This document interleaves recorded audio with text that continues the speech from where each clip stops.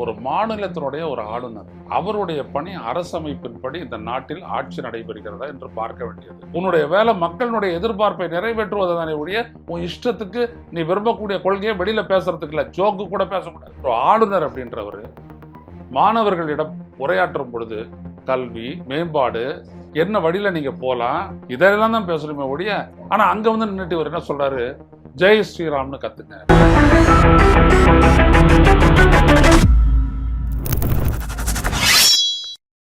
வணக்கம் தோழர்களே, ரோசஸ் செய்திகளின் வாயிலாக இன்று மீண்டும் உங்களை சந்திப்பதில் பெருமகிழ்ச்சி அடைகின்றேன். தமிழ்நாடு ஆளுநர் திரு RN ரவி மதுரையில் நடந்த நிகழ்ச்சியில் அவர் பேசும்போது அங்கே குவிந்துள்ள அந்த மாணவர்களை பார்த்து, அந்த கூட்டத்தில் இருந்த மாணவர்களை பார்த்து ஜெய் ஸ்ரீராம் என்று முழக்கமிடுங்கள்னு சொல்லிட்டு இவரும் முழக்கமிட, மாணவர்களில் ஒரு பகுதியினர் அவர்களும் என்ன பண்றது, இவ்வளவு பெரிய மனிதனுக்கு வந்துட்டு நம்ம மரியாதை கொடுக்கணும்ட்டு அவர்களும் ஜெய் ஸ்ரீராம்னு பதிலுக்கு முழக்கம் போட்டிருக்காங்க. ஒரு மாநிலத்தினுடைய ஒரு ஆளுநர், அவருடைய பணி அரசமைப்பின்படி இந்த நாட்டில் ஆட்சி நடைபெறுகிறதா என்று பார்க்க வேண்டியது. இந்த நாட்டினுடைய அரசமைப்பின்படி நடந்து கொள்வது, பேச வேண்டியது அவருடைய கடமை, பொறுப்பு, கான்ஸ்டிடியூஷனல் ரெஸ்பான்சிபிலிட்டி என்று சொல்லுவது. ஆனால் இவர் அந்த அரசமைப்பின்படி இந்தியா என்று எதை குறிப்பிட்டிருக்கிறது என்றால், இந்தியா என்பது sovereign socialistic secular democratic republic. இதான் இந்தியாவை பற்றிய வரையறை. இந்தியா எப்படிப்பட்ட நாடு? அது இறையாண்மையுடைய, அனைவருடைய பொதுநலத்தையும் உள்ளடக்கிய சோசலிஸ்டிக் செக்குலர் மதச்சார்பற்ற ஒரு ஜனநாயக குடியரசு அப்படின்றது தான் இந்தியாவுடைய டைட்டில். இதனுடைய அடிப்படையில் தான் மொத்த கான்ஸ்டிடியூஷனுமே இருக்கு. இதுதான் பார்த்தீங்கன்னா இந்த நம்மளுடைய கான்ஸ்டிடியூஷன் ஆஃப் இந்தியாவுடைய பிரியாம்பிள்னு சொல்லுவாங்க, முகப்புரை. அதில் சொல்லியிருப்பாங்க, India is a sovereign socialistic secular democratic republic அப்படின்னு. அதுக்கப்புறம் அதனுடைய அப்ஜெக்டிவ் பற்றி எழுதியிருப்பாங்க. இதை ஒட்டித்தான் இருக்கணும். ஏன் செக்குலர் மதச்சார்பற்றன்னு சொல்றாங்க அப்படின்னா, இந்தியா பல்வேறுபட்ட மதங்களை கொண்டது, பல்வேறு கடவுளை வழிபடக்கூடிய உரிமை படைத்த பல்வேறுபட்ட மக்கள் இருக்கிறாங்க. ஒரு பக்கத்துல ராமனை வணங்குற மக்களும் இருக்கு, இன்னொரு பக்கம் பார்த்தீங்கன்னா ராமனால் தோற்கடிக்கப்பட்டவன்னு சொல்லக்கூடிய ராவணனை மதிக்கக்கூடிய மக்களும் இருக்கிறாங்க. இப்போ மோடி போனாரு இலங்கை, அங்க ராவணன் தான் அரசன். அவங்களுடைய அரசன் கேட்டால் ராமனை சொல்ல மாட்டாங்க, ராவணனை தான் சொல்லுவாங்க. தமிழர்கள் சிங்களவர்கள் தான் அது சொல்லுவாங்க. ஸோ நீங்க பார்த்தீங்க அப்படின்னா இதை வச்சு ஒரு அரசியலே இருக்குது அப்படின்னு சொல்லிட்டு தான் இந்த ஆரிய திராவிட அரசியல் எல்லாம் பேசுறாங்க. எனவே தான் நீ என்ன கொள்கை வேணாலும் நீ கட்சியை வச்சு நடத்தலாம். செக்குலரிசத்தை புரிஞ்சுக்கணும். நம்ம நீங்க என்ன அடிப்படையில் வேணாலும் கொள்கையை நடத்தலாம். நீங்க ஒரு பகுத்தறிவாதியா இருக்கலாம், ஆன்மீகவாதியா இருக்கலாம், மதவாதியா இருக்கலாம், முஸ்லீம் லீக் ஆளா இருக்கலாம், கிறிஸ்டியன் டெமோக்ராட்டிக் ஃப்ரண்டா இருக்கலாம், சீக்கியரா இருக்கலாம், சிரோன்மணி அகாலி தளாக இருக்கலாம், காஷ்மீர் கட்சியாக இருக்கலாம், நீ யாரா வேணாலும் இருக்கலாம், உன் கட்சியினுடைய கொள்கை எதுவாக வேணாலும் இருக்கலாம். ஆனால் மக்களால் தேர்ந்தெடுக்கப்பட்டு நீங்க ஒரு பொறுப்பை எடுக்கும்போது, அமைச்சர் பொறுப்பையோ, முதலமைச்சர் பொறுப்பையோ, ஆளுநர் பொறுப்பையோ, குடியரசுத் தலைவர் பொறுப்பையோ, பிரதமர் பொறுப்பையோ இப்படி ஏற்கும்போது நீங்க இந்த அரசமைப்பின்படி நடந்து கொள்வேன், அரசமைப்பினுடைய மாண்புகளை காப்பாற்றுவேன், அதனுடைய நோக்கங்களை நிறைவேற்றி மக்களுக்கு உரிய பலன்களை சென்றடைய பார்த்து கொள்வேன் அப்படின்றதுதான் ஓத் அப்படின்னு சொல்றது, உறுதிமொழி. இதை தாண்டி நீங்க பேசவே கூடாது. ஏன்னா அது உங்களுடைய வேலை இல்லை. Simple as that. அன்னைக்கு பொன்முடியை பத்தி பேசுறோம், தப்பு அப்படின்னு ஏன் சொன்னோம் அப்படின்னம்னா, நீ ஒரு மந்திரி, உன்னுடைய வேலை மக்களுடைய எதிர்பார்ப்பை நிறைவேற்றுவதானே ஒழிய உன் இஷ்டத்துக்கு நீ விரும்பக்கூடிய கொள்கையை வெளியில பேசுறதுக்கு இல்ல, ஜோக்கு கூட பேசக்கூடாது, யார் எதையும் பேசக்கூடாது. உன்னுடைய கருத்து சுதந்திரம் அப்படின்றது அரசமைப்புக்கு உட்பட்டது.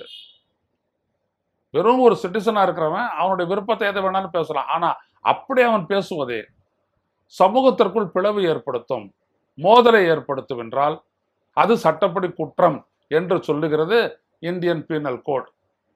இப்போ அதை மாற்றிட்டாங்க, எதுன்னு பேரில் வச்சுருக்கிறாங்க. அதான் இந்தியன் பீனல் கோட், இந்திய தண்டனை சட்டம். இப்படி தான் நீங்கள் வந்துட்டு நடந்துக்கணும். அப்போ ஒரு ஆளுநர் அப்படின்றவர் மாணவர்களிடம் உரையாற்றும் பொழுது கல்வி, மேம்பாடு, என்ன வழியில் நீங்கள் போகலாம், எப்படிப்பட்ட வசதிகள் அளிக்கப்படுகின்றது, இந்திய ஒன்றிய அரசு என்ன வசதியெல்லாம் கொடுக்குது, மாநில அரசு என்ன கொடுக்குது, இதெல்லாம் தான் பேசணுமே ஒழிய அங்கே போய் நின்றுக்கிட்டு பாரம்பரியம், பண்பாடு, புடலங்கா அப்படியெல்லாம் பேசவும் கூடாது. தனிப்பட்ட முறையில் அவர் பேசிக்கலாம். ஆனால் ஒரு ஆளுநர் chief address by the chief guest அப்படின்னு போட்டாங்கன்னா என்னன்னு போடுறாங்க, honourable governor of the state of Tamil Nadu Thiru R.N. Ravi அப்படின்னு போடுறாங்களா இல்லையா? அப்போ நீங்கள் அந்த டைட்டிலுக்காக தான் உங்களை கூப்பிடுறாங்க. அந்த டைட்டில் எடுத்துட்டாங்க அப்படின்னம்னா உங்களை கூட மாட்டாங்க. ஆனால் அங்கே வந்து நின்றுட்டு இவர் என்ன சொல்றாரு, ஜெய் ஸ்ரீராம்னு கத்துங்க. பச்சையாக மதவெறியை ஊட்டுறாரு ஒரு ஆளுநராக இருக்கிறவர். ஆனால் நல்லது எப்படி அப்படின்னம்னா, ஏதோ பெரிய ஒரு பதவியில் இருக்கிறதுனால அந்த பதவியினுடைய அரசமைப்பு சட்டப்படி தான் நான் நடந்துக்கிறேன், எனக்கு இருக்கக்கூடிய ரூல் புக் படி தான் நான் நடந்துக்கிறேன் அப்படின்னா பொய் சொல்லிட்டு தெரிஞ்சாரு.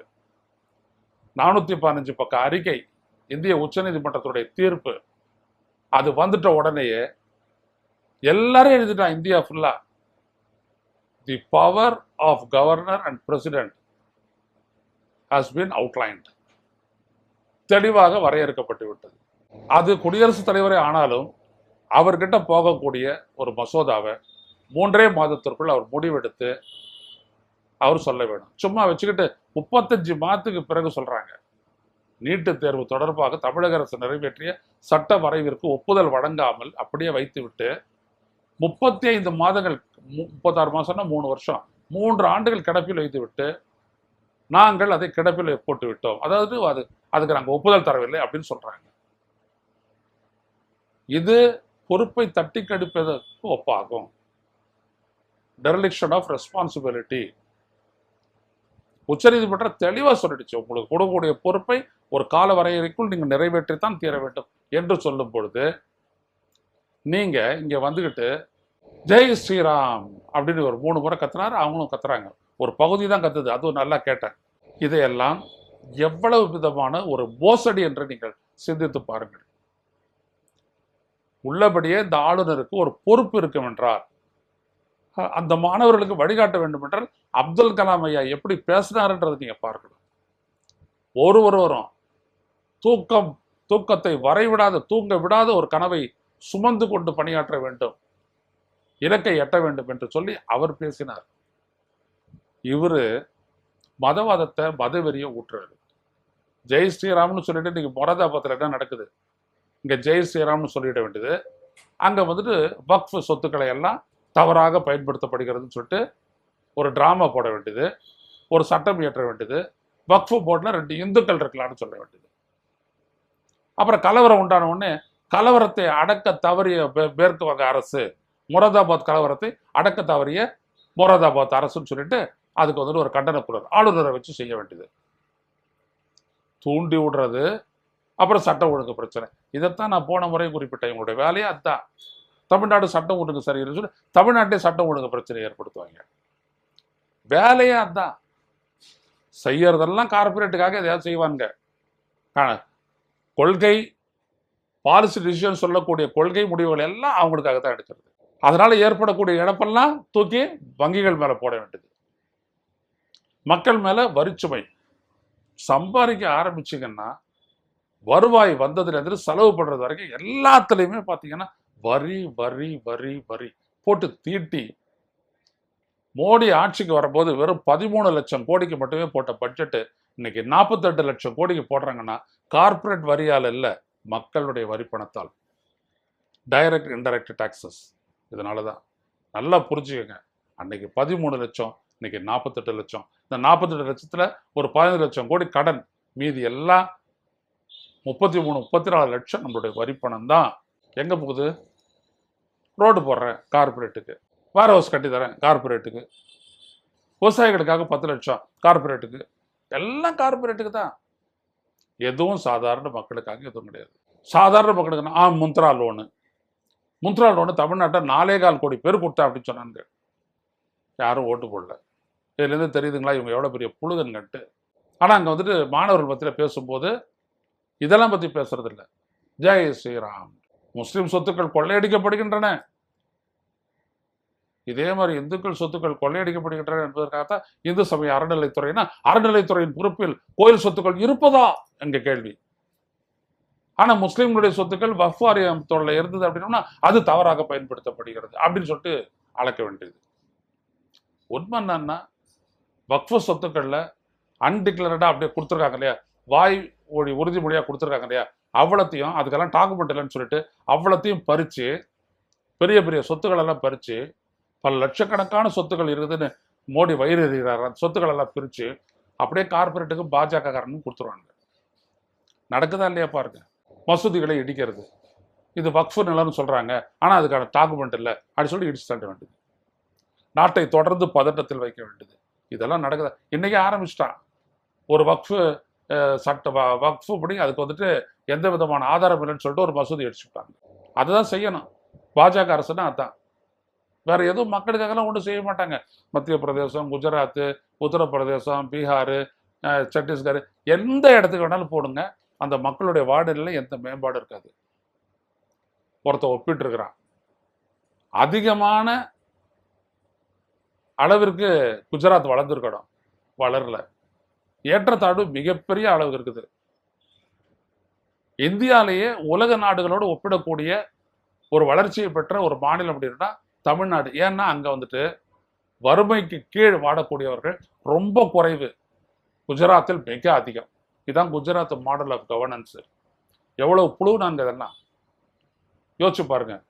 ஆனா இவங்க வெளில சொல்றது ஜெய் ஸ்ரீராம், பாரத் மாதா கி ஜெய், எல்லாம் அயோக்கியத்தனம், கட்டஞ்செடுத்த அயோக்கியத்தனம். எமிலி ஜான்சன் உள்ளிட்ட ஏராளமான அறிஞர்கள் சொல்லுவாங்க, the last resort of a fraudulent politician is religion. ஒரு அரசியல் அயோக்கியனுடைய கடைசி புகலிடம் மதம் தான் வாங்க. ஏன்னா அந்த இடத்துல அவன் தன்னை காப்பாத்திக்கலாம். நம்ம மதம் அப்படின்னு சொல்லிட்டு உலகம் ஃபுல்லா இருக்குது. உலகம் ஃபுல்லா இன்னைக்கு ஒரு இனத்தை காப்பாத்த, ஒரு மத வழி சமூகத்தை காப்பாத்துறன்னு சொல்லிட்டு தானே இஸ்ரேல் வந்துட்டு பாலஸ்தீனத்தை அழிக்கிறான். அதை பத்தி விரிவா பேசுவார் அடுத்த முறை. எல்லாம் மதத்தினுடைய அடிப்படையில தான். மதத்தால் இந்த உலகில எந்த நாடும் நல்லா இல்லை. அதே மாதிரி ஒரு ஜனநாயக நாடா இருக்கக்கூடிய இந்தியாவை ஒரு மத நாடாகவும் ஒரு மதவெறி அரசியலாகவும் மாத்திக்கிட்டு இருக்கிறாங்க. அந்த வேலையைத்தான் இந்த ஆளுநர் செய்கிறாரு. சரி, நம்ம என்ன பண்றது? மக்களே, இதை பார்க்கக்கூடிய மாணவர்களே, உங்களுக்கு நான் சொல்றேன், உங்களுடைய கல்லூரியில வந்துட்டு பேசும்போது இந்த மாதிரி ஒரு பேசுறாருன்னா, secularism is the ideal for India. இந்தியாவிற்கு மதச்சார்பின்மையே சிறந்தது அப்படின்னு எதிர்முழக்கம் எடுங்க. We are secular Indian. அவர் ஜெய் ஸ்ரீராம்னா we are secular Indian, we are for secularism, we are for a secular democracy அப்படின்னு எதிர்முழக்கம் எடுங்க. நாங்கள் மதச்சார்பற்ற ஒரு ஜனநாயக நாட்டினுடைய பிரஜைகள், நாங்கள் மதச்சார்பற்ற ஜனநாயகவாதிகள் அப்படின்னு சொல்லி எதிர்முழக்கம் எடுங்க. வேற எதுவுமே செய்ய வேணாம். We stand with our constitution. மாணவர்கள் இதை சொல்லணும். We stand with the ideals of constitution of India அப்படின்னு சொல்லுங்க. அப்படி எதிர்முழக்கம் விட்டாதான் இவங்களுக்கெல்லாம் அறிவு வரும். இல்லாட்டி இவங்க இந்த மாதிரி அழிவறை தொடர்ந்து செஞ்சுக்கிட்டே இருப்பாங்க. அப்பதான் உங்க குரலும் மக்களுக்கு ஒரு விழிப்புணர்வை ஏற்படுத்தும். மீண்டும் சந்திப்போம். நன்றி, வணக்கம்.